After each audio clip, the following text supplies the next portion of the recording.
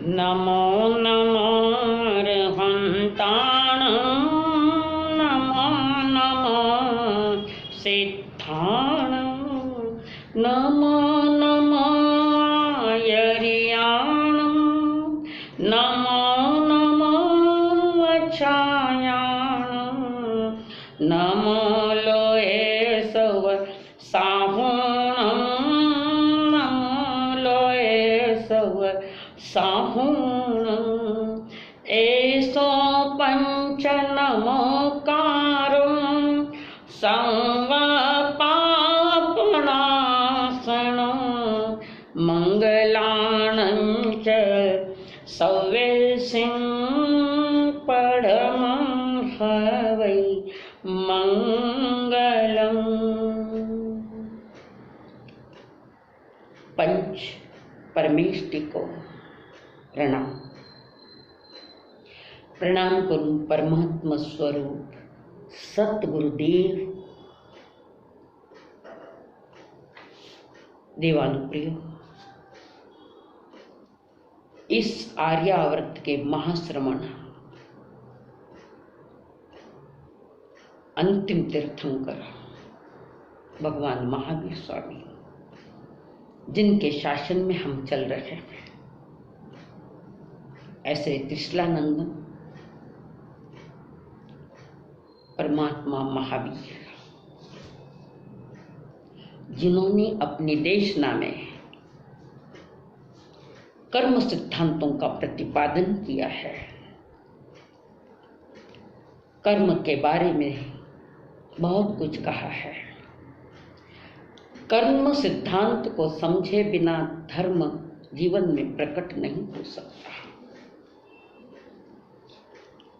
आज संसार में अधिकतर लोग क्लेश पा रहे हैं, दुख पा रहे हैं, अधिकतर दुखों का अनुभव करते हैं। चार गति संसारी प्राणियों का जीवन न एकांत सुखावह है, न एकांत दुखमय है। धवला ग्रंथ में आत्मा के सुख दुख के उत्पादक जो कर्म है, उस कर्म को वेदनीय कर्म कहते हैं। वेदनीय कर्म के प्रभाव से जो कुछ भी सुख या दुख का अनुभव करता है, होता है, वह भौतिक, क्षणिक और पौद्गलिक होता है। आत्मिक सुख से उसका कोई वास्ता नहीं है। आत्मिक सुख का इसमें कोई हाथ फाड़ नहीं है।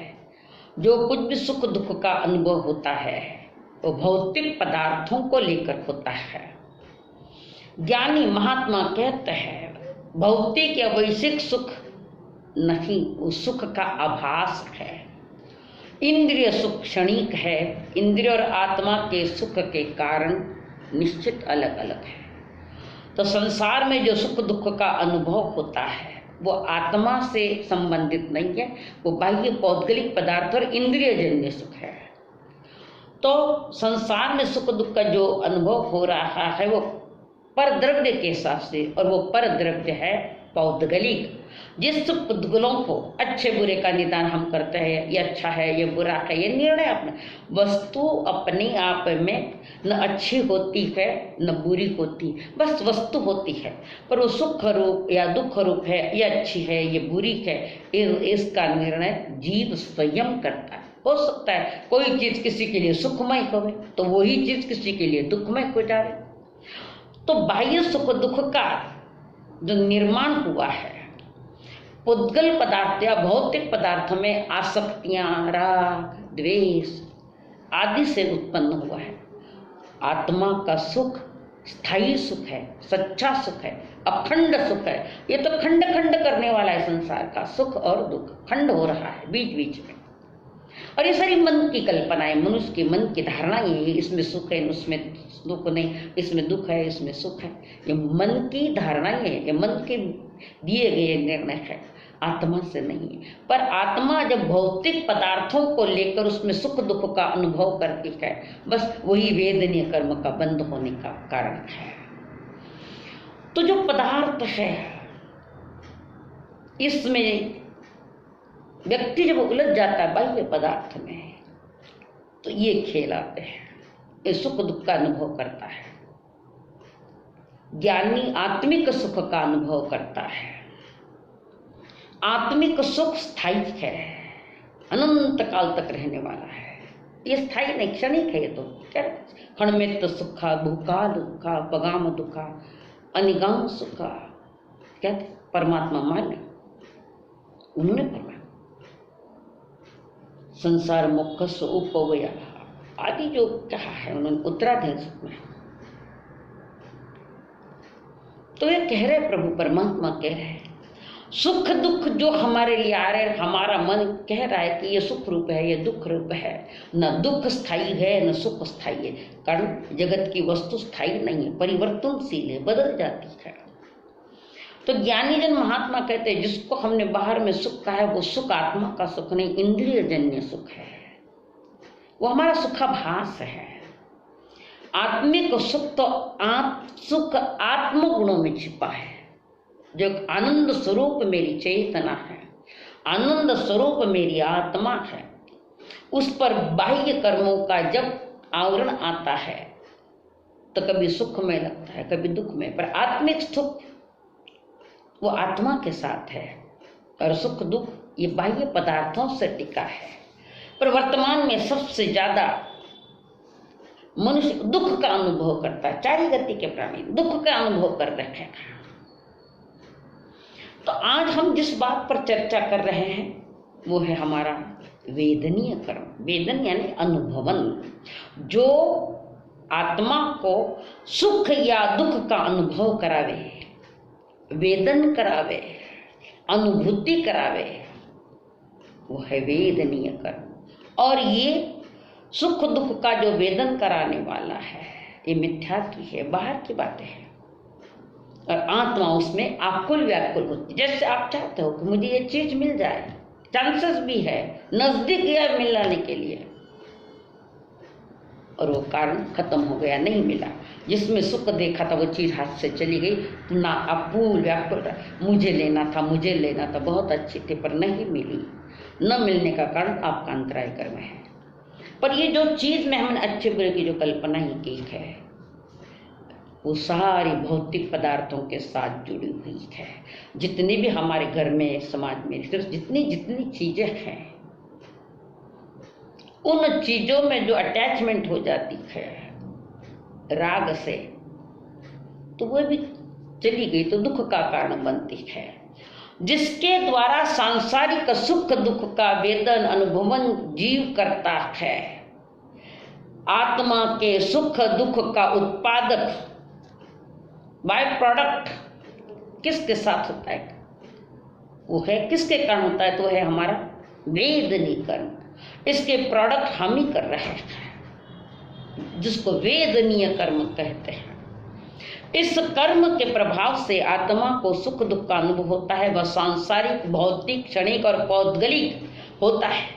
आत्मा के अक्षय अनंत एवं अव्यापाद आत्मिक सुख का इसका कोई वास्ता नहीं। वैषयिक सुख सुखाभास है। 5 इंद्रिय वर्ण गंध रस स्पर्श, इसके माध्यम से एक एक इंद्रियों से आप अपने विषय की पूर्ति करना चाहते हैं। जैसे कान से संगीत सुनना चाहे, विषय पैदा, तो ऐसे गीत सुनता है, ऐसी बातें सुनता है जिसमें रस लेवे। जैसे कोई किसी की निंदा करे तो कान लगाकर सुनता है।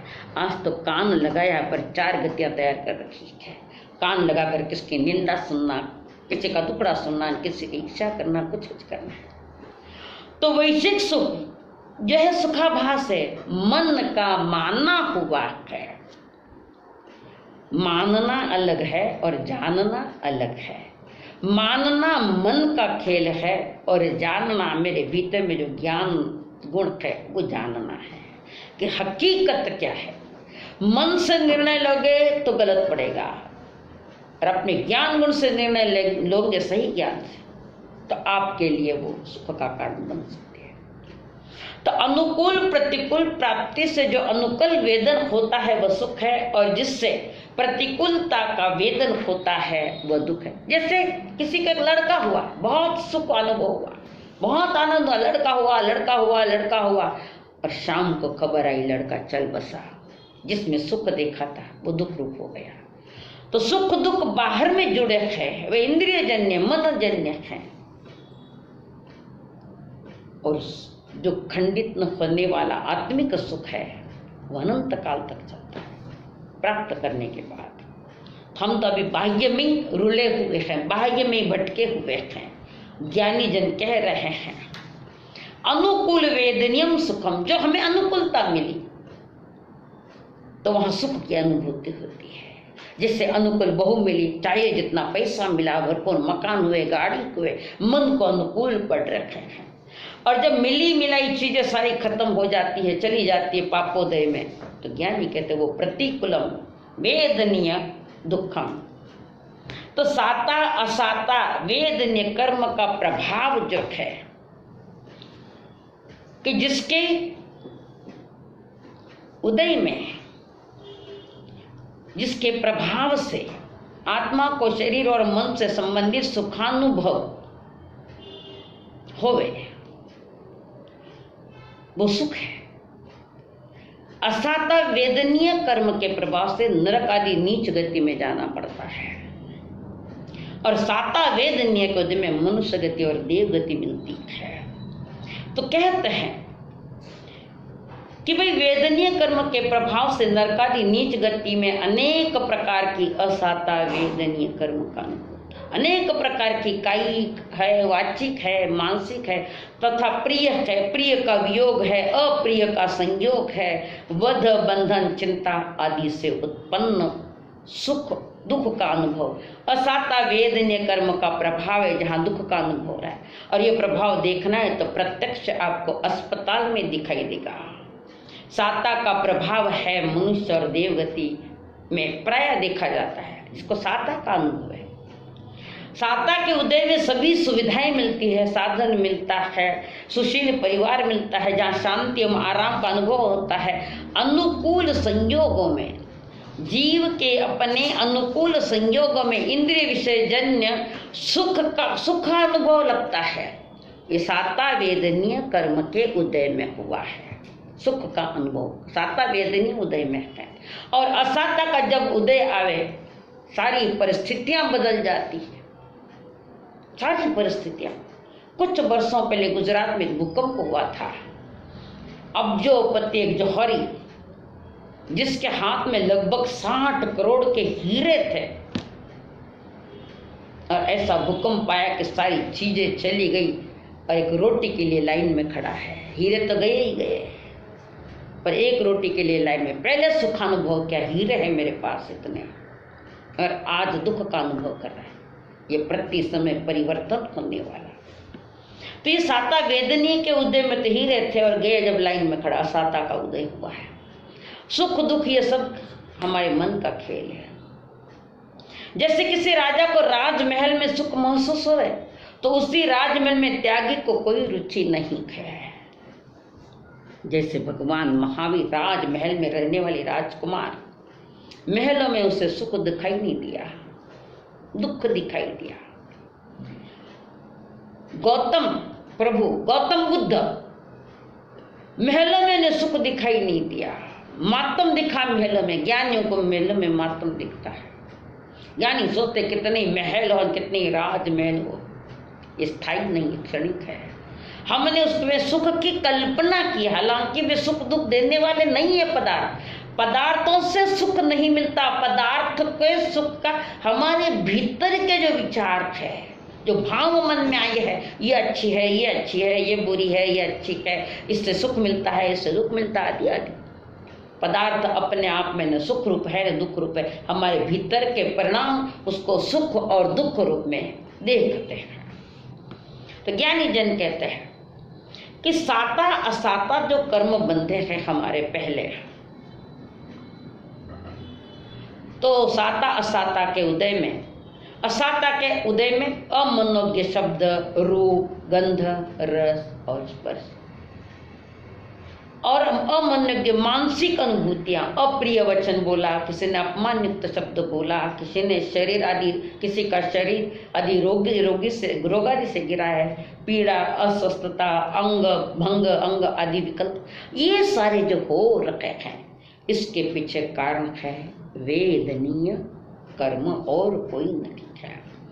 तो प्रभु फरमा रखे हैं कि भाई जो हमें हमारे मन के अनुसार हमें अनुकूलता मिली है, तो वो वेदनीय, साता वेदनीय के उदय में मिली, और प्रतिकूल जो मिला है वो प्रतिकूल, वेदनीयम सुख दुखम, प्रतिकूलता ही तो दुख आता है। वेदनीय कर्म दो प्रकार का, एक साता और एक असाता। साता वेदनीय इस कर्म की तुलना शहद से लिपटी हुई तलवार से की है। चाटने से तो मीठी लगती है पर जीभ कटती है, बाह्य सुख है, चाटना में तो मीठी लगी, पर यह सुख दुख रूप परिवर्तन हो रहा है।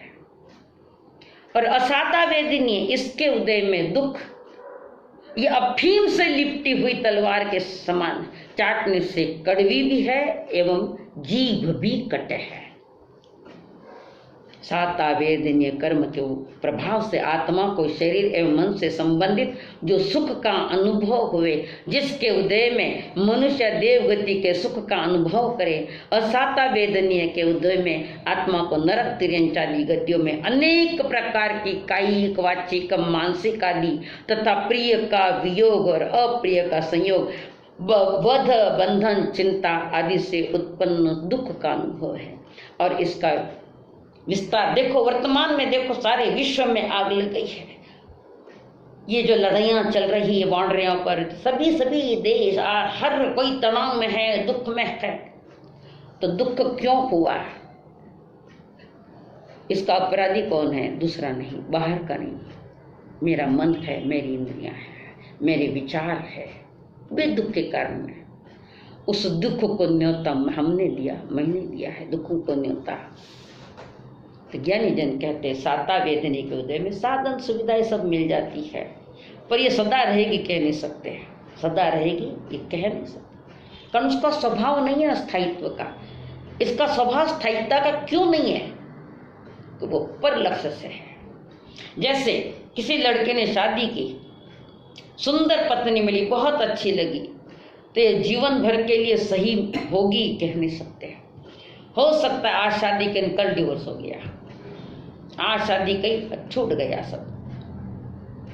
जिस पदार्थों को लेकर मैंने सुख मनाया, उन पदार्थों का वियोग ये दुख कारण, संयोग सुख का कारण, वियोग दुख में कारण बढ़ गया। तो ज्ञानी जन कहते हैं कोई सजीव या निर्जीव वस्तु या भाव अपने आप में सुख दुख रूप नहीं या कारण नहीं है। वस्तुतः व्यक्ति शुभाशुभ वेदन के भाव, व्यक्ति के भीतर में जो शुभ भाव है, अशुभ भाव है, वे ही सुख दुख का कारण है। तो मूल कारण जो है वो मेरा मन है, मेरे परिणाम है, अशुभ या शुभ परिणाम है, वे दुख के कारण बन जाते हैं। और ज्ञानी के पास शुभ अशुभ का कोई विषय नहीं है, वे तो आत्मा का आनंद अनुभव करते हैं, अरिहंत और सिद्ध भगवान आत्मानंद का अनुभव करते हैं, और वो स्थायी सुख है। जिसे कहते हैं आनंद रूपम परमात्मा तत्वम समस्त संकल्प विकल्प मुक्तम। मैं आनंद स्वरूप चेतना हूं, मेरा भीतर में मेरा आनंद नाम का गुण है, और उसमें से जो आने वाला सुख है, निज आत्मा के गुणों में से जो आने वाला सुख है, उसमें कोई कंडीशन नहीं, कारण वो सुख स्थायी है, आत्मा से जुड़ा है। जो बाहर से जुड़ा है वो सुख दुख रूप है, और जो आत्मा से जुड़ा हुआ है वो स्थायी है, ऐसे ज्ञानी जन कहते हैं। तो यहाँ तो सुख कम है और दुख ज्यादा है। अब आप देख रहे कोरोना के क्या हो, सारी जनता त्राही त्रस्त होगी, इतना असाता का उदय आज सारे विश्व में चल रहा है। तो कोरोना के कारण हुआ क्या? वो निमित्त है बाहर का, मूल उसकी मूल जड़ है वो हमारे परिणामों की जड़ है। तो सुख और दुख जो मैंने पहले किया था, किसी को जो जिन कारणों से ये असाता साता वेदनीय कर्म बंधते हैं, वो कारण समझने की हम चेष्टा करेंगे। तो ज्ञानी जन कहते हैं कि भाई जो तीसरा नंबर का जो कर्म है वेदनीय कर्म। तो साता वेदनीय कर्म, इसके बंध का कारण क्या है? इसके 10 कारण है। साता वेदनीय बंध के 10 कारण है। पहला, 1 गुरु भक्ति, गुरु के प्रति भक्ति यानी बहुमान, अध्यापकों का सत्कार सम्मान, भले ही वो लौकिक शिक्षा है पर गुरुजनों का सत्कार सम्मान हो, उनके प्रति आदर हो, आज वो बात नहीं रही है। आज तो शिक्षक खुद डरते हैं बच्चे उनके साथ कैसा व्यवहार करते हैं, क्या करते हैं। 1 घंटा पढ़ा अध्यापक और बाहर गए तो उसी के साथ दुश्मनी। तो हमने हमारे ज्ञानदाता, भले वो लौकिक ज्ञान हो अलौकिक ज्ञान हो, ये जिन्होंने दिया उनका सत्कार सम्मान किया है, इसलिए साता वेदनीय का उदय है।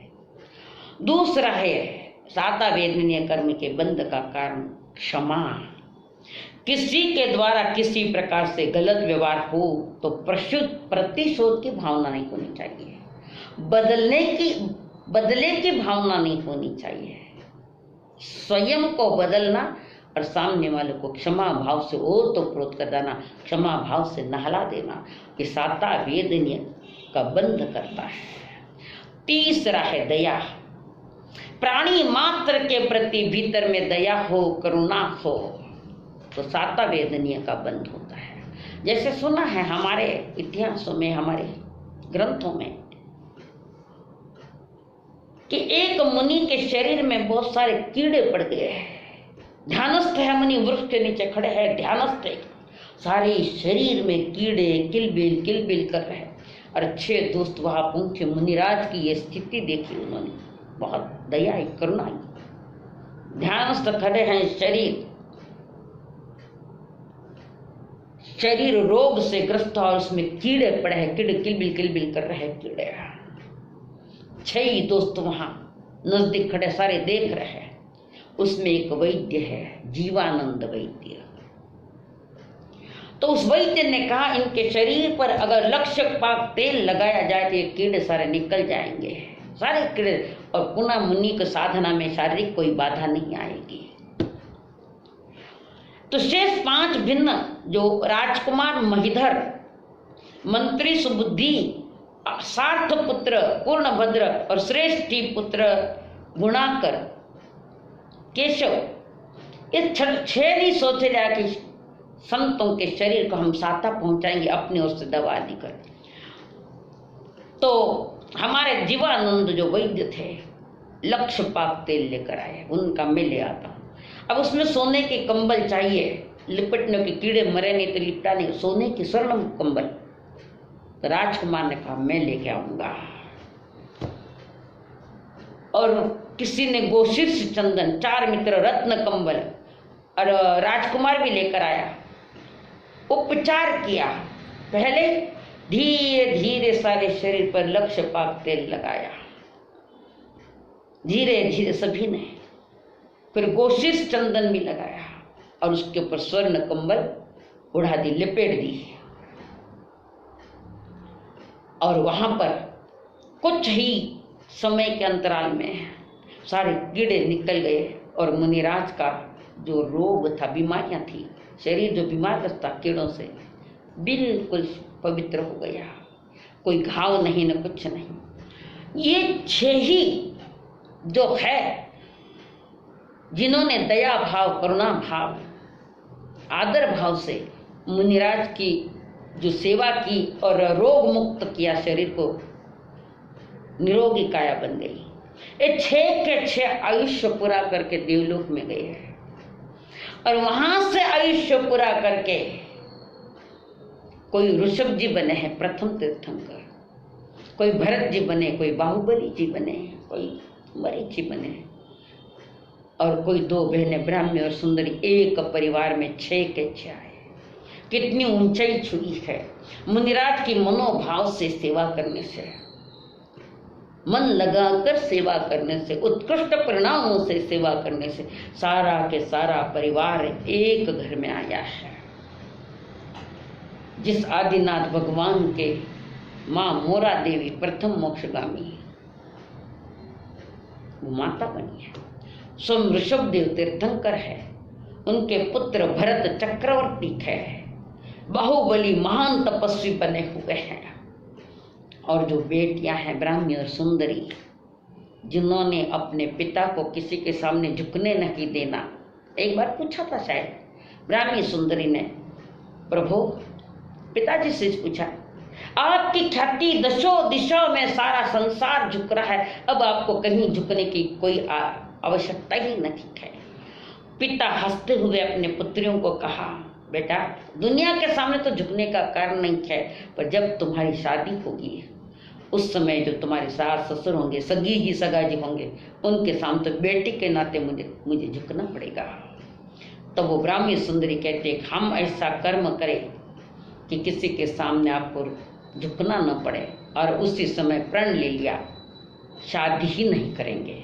ये पुत्रियां हैं कमाल की, किसी के सामने अपने पिता को झुकना न पड़े, तो खुद स्वयं ने ये निर्णय ले लिया और पचकान कर लिया, हम शादी करेंगे ही नहीं, तो मेरे पिताजी को किसी के सामने झुकने की कोई आवश्यकता नहीं। देखो पुण्य कैसे के उदय आ रहे तीव्र, जो 2 भाव पहले मुनिराज की जो सेवा की थी कीड़े आदि के कारण। तो ज्ञानी जन कह रखे हैं, इस 6 के 6 आत्माएं मोक्षगामी बनी, और जिनके परिवार में आगे की 11 पीढ़ियां मोक्षगामी बनी। कैसा होगा जिस एक परिवार में कोई तीर्थंकर, कोई चक्रवर्ती, कोई मरीचि जो 24वें तीर्थंकर बनने वाली वो आत्माएं हैं, कोई उसी भाव में मोक्ष जाने वाली। कैसे कैसे महान परिवार, और कैसे आगे के आगे ये पीढ़ियां चलती रही। आरिसा भवन में जावे और ज्ञान प्राप्त करे। आखिर 11 पीढ़ियों के बाद वो आरिसा तोड़ डाला। तो ये कितना जबरदस्त पुण्य उदय में पाप नहीं किया है, पुण्य उदय में उदय भी किया, अंतरंग और बहिरंग दोनों में विकास किया है। बंधुओं, पुण्य उदय में पाप करना, इसका नाम पंचम काल है। पुण्य उदय में अपने भीतर का भी विकास करना, कारण 8 बोल मिले हैं पुण्योदय, मनुष्य जन्म, आर्य क्षेत्र आदि आदि, तो 2 प्राप्त करना है। तो उन्होंने प्राप्त के श्रद्धा और संयम, तो रत्न त्रय का आधार लेकर, रत्न त्रय के सहारे वे देवलोक में चले गए और मोक्ष में चले गए रत्न त्रय के आधार। तो ये साता वेदनीय जो उदय में आया है, इसके साता वेदनीय के बंध का कारण जो बता रखे हैं कि दया तीसरा है, दया प्राणी मात्र के प्रति दया भाव है। फिर व्रत पालन, नीचे लिए गए व्रत महावर सुचारू रूप से पालना, जो भी व्रत लिए श्रावक बनकर। शुभ योग मन वचन काया से शुभ क्रियाएं करना, अशुभ नहीं। वाणी को संभालो, मन को संभालो, काया को संभालो, ये योग ही खतरनाक है। तो इन योगों पर, मन वचन काया के योगों पर ज्ञानी कहते हैं ज्ञान का अंकुश लगाओ। बाहर का ज्ञान नहीं, आगम ज्ञान, आत्मज्ञान, एक अंकुश लगाओ उस पर। कषायों को विजय करते जाओ, कषाय मंद या उपशांत करने से साता वेदनीय कर्म का बंध होता है। दान, आहार दान, औषध दान, ज्ञान दान, अभय दान जीवों को देने से साता वेदनीय कर्म का उदय होता है। आगे कह रहे धर्म में दृढ़ता, धर्म आराधना में दृढ़ आस्था और उत्कृष्ट आस्था, दृढ़ आस्था। आज हमारा धर्म इतना ही रहा है कि 24 घंटे धन कमाओ। पुण्य उदय में धन कमाया और पाप का उदय है धन को गंवा दिया। पुण्य उदय में धन खूब कमा लिया और उदय आया ऐसा कि धन की गंवा दिया, मूल पूंजी भी खत्म हो गई, क्या पाया। ज्ञानी जन कहते धर्म भी जवानी का है और धन भी जवानी का है, कारण वो एकदम ऊर्जा हाईएस्ट पर है, मन की ऊर्जा, वो जो मनुष्य को ही मिलती है, बाकी इतनी ऊर्जा किसको नहीं मिलती है। तो उस मन को संभाला अगर नहीं गया, अंकुश नहीं लगाया गया, और धर्म और धन दोनों के लिए विवेक पूर्वक बैलेंस रखा है, तो वहां साता वेदनीय का बंध होता है।